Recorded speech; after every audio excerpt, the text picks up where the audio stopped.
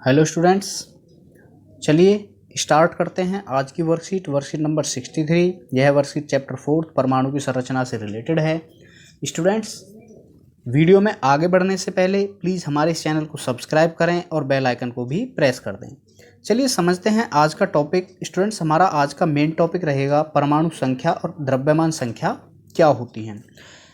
बच्चों, इस चैप्टर की लास्ट वर्कशीट में हम समझ चुके हैं प्रोटॉन की खोज ई गोल्डस्टीन, इलेक्ट्रॉन की खोज जे टॉमसन और न्यूट्रॉन की खोज जेम्स चैडविक ने की थी। हम यह भी जानते हैं नाभिक में प्रोटॉन और न्यूट्रॉन मौजूद होते हैं जबकि इलेक्ट्रॉन उसके चारों तरफ घूमते रहते हैं।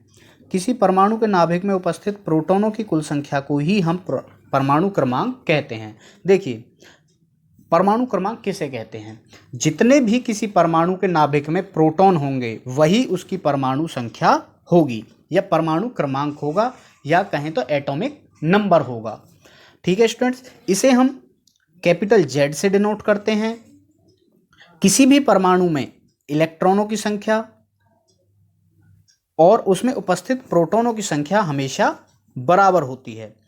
इसीलिए जो परमाणु का कुल आवेश है वह 0 होता है। क्यों? क्योंकि जो प्रोटॉन है वो पॉजिटिव चार्ज कंटेन करते हैं, इलेक्ट्रॉन नेगेटिव चार्ज कंटेन करते हैं, और परमाणु में दोनों बराबर मात्रा में होते हैं, इसलिए कुल चार्ज 0 होता है। लेकिन जब कोई परमाणु इलेक्ट्रॉन दे देता है या ले लेता है तो यह असंतुलित होकर आवेशित हो जाते हैं और आयन बनाते हैं। हम पीछे अपनी वर्कशीट में ये पढ़ चुके हैं। तो चलिए अब आगे समझते हैं द्रव्यमान संख्या क्या है, मतलब एटॉमिक मास क्या होता है, या कहें तो परमाणु द्रव्यमान क्या है। देखिए स्टूडेंट्स, परमाणु के नाभिक में उपस्थित प्रोटॉन और कुल न्यूट्रॉनों की संख्या को हम द्रव्यमान संख्या कहते हैं। सपोज किसी परमाणु में 6 प्रोटॉन हैं नाभिक में और 6 न्यूट्रॉन हैं, तो इन दोनों का टोटल हो जाएगा 12। तो यह 12 इस परमाणु की परमाणु द्रव्यमान या द्रव्यमान संख्या कहलाएगी। जबकि परमाणु संख्या क्या कहलाएगी? जितने नंबर ऑफ प्रोटॉन होंगे केवल वही। स्टूडेंट्स, हम जानते हैं न्यूट्रॉन और प्रोटॉन परमाणु के नाभिक में रहते हैं, इसलिए इन्हें हम न्यूक्लियॉन भी कहते हैं, क्योंकि न्यूक्लियस में रहते हैं इसलिए न्यूक्लियॉन कहलाते हैं। चलिए अब एक नई टर्म समझते हैं, इंपॉर्टेंट है, समस्थानिक, और बार बार क्वेश्चन भी यहाँ से पूछा जाता है। इसे हम आइसोटोप्स भी कहते हैं। देखिए आइसोटोप्स क्या हैं बच्चों? अभी हमने पढ़ा परमाणु क्रमांक और परमाणु द्रव्यमान। आप यहाँ पर एक एग्जाम्पल देखिए, ये हाइड्रोजन है, तीनों ही हाइड्रोजन, मतलब हाइड्रोजन के ही परमाणु हैं, प्रोटियम, ड्यूटेरियम और ट्रिटियम। तीनों में आप देखेंगे परमाणु क्रमांक सेम है। परमाणु क्रमांक स्टूडेंट्स जो सिंबल के नीचे लिखा होता है, जैसे 1 1 और 1, ये इसका परमाणु क्रमांक है, ये तीनों में सेम है। जबकि यदि हम बात करें द्रव्यमान संख्या की या परमाणु द्रव्यमान की, तो आप देखेंगे प्रोटियम का 1 है, ड्यूटेरियम का 2 है और ट्रिटियम का 3 है, मतलब तीनों का अलग अलग है। तो अब आप समझ चुके होंगे कि एक ही तत्व के ऐसे परमाणु जिनका परमाणु क्रमांक तो सेम है लेकिन परमाणु द्रव्यमान अलग अलग होता है, इन्हें समस्थानिक कहते हैं। जैसे आप क्लोरीन का एग्जाम्पल देखिए, दोनों में परमाणु क्रमांक 17 है, बट यदि हम इनके एटॉमिक मासेस की बात करें तो 35 और 37 है। तो ये दोनों एक ही तत्व के परमाणु हैं लेकिन दोनों का परमाणु द्रव्यमान अलग अलग है, तो इन्हें हम क्या बोलेंगे? ये समस्थानिक हैं। स्टूडेंट्स, यदि हम बात करें इन परमाणु का द्रव्यमान उनके समस्थानिकों में उपलब्ध प्रतिशत औसत के आधार पर लिया जाता है। इनका हम परमाणु द्रव्यमान कैसे निकालेंगे? जैसे हमने पीछे तो बता दिया था, परमाणु द्रव्यमान निकालने के लिए न्यूट्रॉन और प्रोटॉन को जोड़ देते हैं, लेकिन यहाँ पर कैसे निकालेंगे समस्थानिकों में?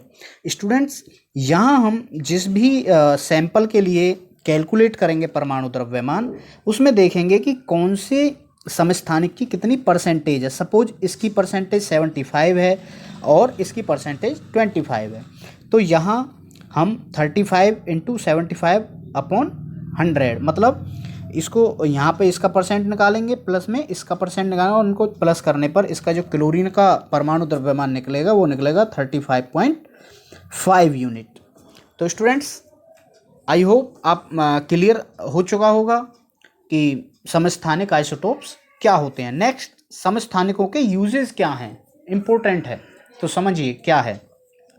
कुछ तत्वों के समस्थानिक में रेडियो धर्मी गुण होते हैं, मतलब दे आर रेडियो एक्टिव, जिनका कई तरह से यूज किया जाता है। जैसे आयोडीन के जो समस्थानिक हैं उनका इलाज घेंगा एक बीमारी होती है। घेंगा मतलब जो यहाँ गोइट्री जिसे हम कहते हैं, गोइट्री बीमारी को सही करने के लिए, उसके इलाज के लिए आयोडीन के आइसोटोप का यूज किया जाता है। ऐसे ही कोबाल्ट का जो आइसोटोप है उसका कैंसर के ट्रीटमेंट में यूज होता है। यूरेनियम के आइसोटोप का यूज आप जानते ही हैं, परमाणु बम कह सकते हैं, जो एटॉमिक बम होता है उसे बनाने में, या नाभिकीय ऊर्जा जो न्यूक्लियर रिएक्टर होते हैं उनमें फ्यूल के रूप में, ईंधन के रूप में इसे यूज किया जाता है। तो students, this is very important topic, समस्थानिक क्या है और समस्थानिकों के अनुप्रयोग क्या हैं। चलिए अब एक और इससे ही रिलेटेड एक टॉपिक और है, संभारिक क्या है। अभी हमने पढ़ा था समस्थानिक क्या है, अब पढ़ेंगे संभारिक क्या है। हम संभारिक को आइसोबार कहते हैं, तो अब हम जानेंगे आइसोबार्स क्या होते हैं। देखिए बिल्कुल अपोजिट है समस्थानिक के। हमने बच्चों वहाँ पढ़ा परमाणु क्रमांक सेम था जबकि परमाणु द्रव्यमान अलग था। इसमें आप देखेंगे इसमें उल्टा है, इसमें परमाणु द्रव्यमान सेम है, परमाणु क्रमांक अलग अलग है। जैसे हम बात करें कैल्शियम की, तो बच्चों जो कैल्शियम है इसका जो परमाणु द्रव्यमान है वो 40 होता है और इसका परमाणु क्रमांक 20 होता है। और यदि हम आर्गन की बात करें, आर्गन का परमाणु क्रमांक 18 और परमाणु द्रव्यमान 40 होता है। आप देखेंगे दोनों का परमाणु द्रव्यमान सेम है, अलग अलग एटम हैं, एक कैल्शियम है एक आर्गन है, और दोनों का जो परमाणु क्रमांक है वो डिफरेंट है, मतलब समस्थानिक के उल्टा है। वहाँ नीचे वाले सेम होते थे या ऊपर वाले सेम हैं। तो स्टूडेंट्स, ऐसे परमाणु जिनके द्रव्यमान संख्या मतलब परमाणु द्रव्यमान सेम है और परमाणु क्रमांक अलग अलग है उसे हम संभारिक कहते हैं, उसे हम आइसोबार्स कहते हैं। तो स्टूडेंट्स, आपको क्लियर हो गया होगा संभारिक और समस्थानिक क्या हैं। चलिए इस वर्कशीट के क्वेश्चंस को भी एक बार देख लेते हैं। फर्स्ट है न्यूक्लियॉन किसे कहते हैं। तो जैसा वीडियो में पहले डिस्कस कर चुके हैं, जो न्यूक्लियस में प्रेजेंट कण हैं उनको हम न्यूक्लियॉन कहते हैं, जैसे परमाणु और प्रोटॉन और न्यूट्रॉन। नेक्स्ट, किन्हीं 3 समस्थानिकों के नाम लिखिए। तो स्टूडेंट्स, समस्थानिक आप लिख सकते हैं, हाइड्रोजन के समस्थानिक प्रोटियम, ड्यूटेरियम और ट्रिटियम हैं। आपके क्लोरीन के समस्थानिक, उसके बाद कोबाल्ट के समस्थानिक हैं, आयोडीन के समस्थानिक हैं, यूरेनियम के समस्थानिक हैं। तो ये सभी आप लिख सकते हैं। और इनके समस्थानिकों के यूजेज लिखने हैं, तो वो गोइट्री के ट्रीटमेंट में, कैंसर के ट्रीटमेंट में और न्यूक्लियर रिएक्टर में फ्यूल के लिए इनको यूज किया जाता है। परमाणु संख्या और द्रव्यमान संख्या को परिभाषित कीजिए। तो स्टूडेंट, परमाणु संख्या वह संख्या जो प्रोटॉनों की संख्या है, और द्रव्यमान संख्या प्रोटॉनों की संख्या प्लस न्यूट्रॉनों की संख्या जो इसका टोटल है वह द्रव्यमान संख्या है। नेक्स्ट, किसी तत्व में 6 इलेक्ट्रॉन, 6 प्रोटॉन और 6 न्यूट्रॉन हैं, इसकी द्रव्यमान संख्या और परमाणु क्रमांक ज्ञात कीजिए। स्टूडेंट्स, बार बार ये रिपीट हुआ है, आप इसको खुद से करें। नेक्स्ट, 1 to 18 परमाणु संख्या तक तत्वों के नाम, प्रतीक और संयोजकता लिखिए। तो स्टूडेंट्स, आप अपनी NCERT बुक में जाएं, वहाँ देखें आप फर्स्ट एलिमेंट से फर्स्ट जो एटॉमिक नंबर है उससे लेकर 18 तक के सभी तत्वों के नाम देखें, उनका सिंबल देखें और उनकी संयोजकता आप लिखें। तो स्टूडेंट्स, यह थी आज की वर्कशीट जिसमें हमने परमाणु क्रमांक, परमाणु संख्या, समस्थानिक, संभारिक और उनके यूजेस के बारे में जाना है। स्टूडेंट्स, यदि यह वीडियो आपको हेल्पफुल लगता है इस वर्कशीट को समझने में, तो अपने फ्रेंड्स के साथ शेयर कर दें, वीडियो को लाइक भी करें और हमारे इस चैनल को सब्सक्राइब कर दें